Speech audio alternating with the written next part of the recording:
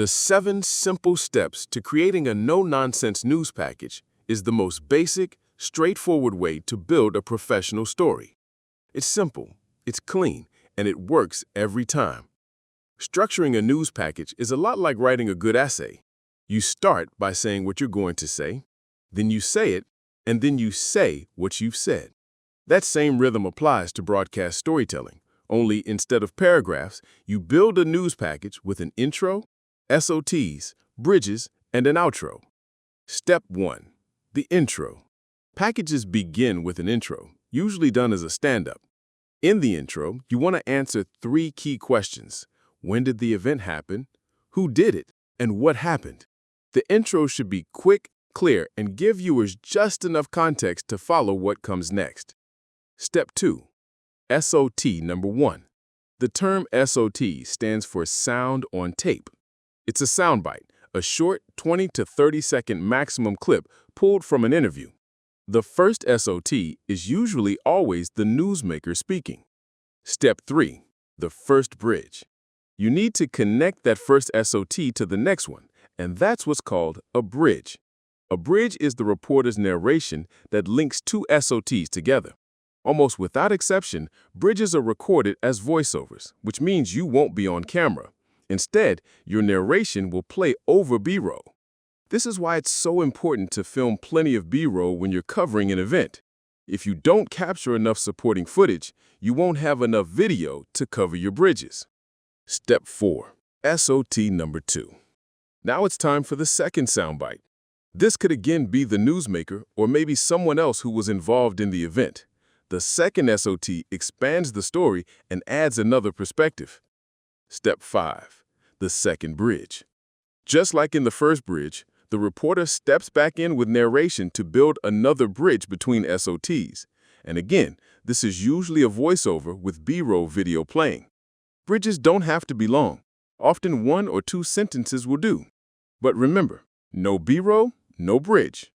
Step 6. Insert the third SOT. In this step, you add the third SOT. This could be the original newsmaker, someone working with them, or someone directly impacted by the event. This third SOT adds depth and often brings the story full circle. And here's the rule of thumb. Any no-nonsense package should include at least 3 soundbites. 3 is the minimum. Of course, packages can have more, sometimes 5, 6, even 7 SOTs. But 3 ensures you're giving the viewer more than one perspective. And step 7, the outro. Finally, the outro.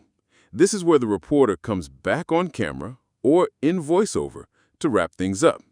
You tell the audience how the story ended and, if necessary, what's going to happen next. The outro is meant to give viewers closure and reminds them why the story mattered. The 7 simple steps to creating a no-nonsense news package: intro, SOT1, bridge, SOT2, bridge, SOT3, and the outro is the simplest structure you can use to create a news package. Keep your SOTs short, make your bridges clear, and most importantly, know as much as you can about your story. The more you understand the event, the more confident and credible you'll sound as a reporter. And don't forget that the more B-roll you get for your package, the better your package will be. And that's how all the pieces fit together. Now let's take a look at the finished news package as it comes to life through the 7 simple steps. As you watch, labels will be superimposed over each section of the package to clearly identify the role it plays in the 7-step structure.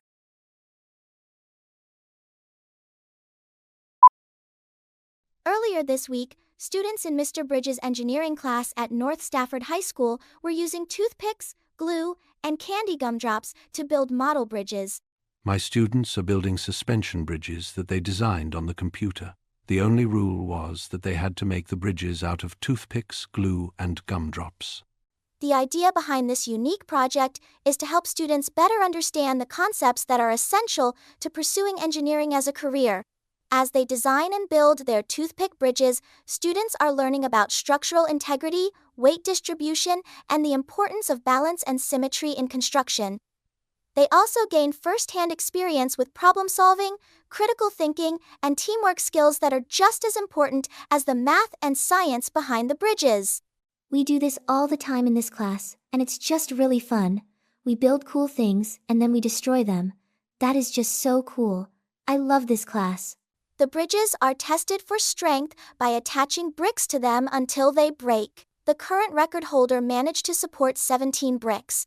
To put that in perspective, that's more than 50 pounds resting on a bridge made only of glue and toothpicks, roughly the same as supporting a stack of textbooks or the weight of a fourth grader. By testing how much weight their bridges can hold, students see how small design choices can make a big difference, giving them a hands-on introduction to the real-world challenges engineers face every day.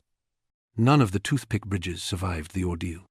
However, and more importantly, my students were engaged and learned a great deal about engineering tolerances.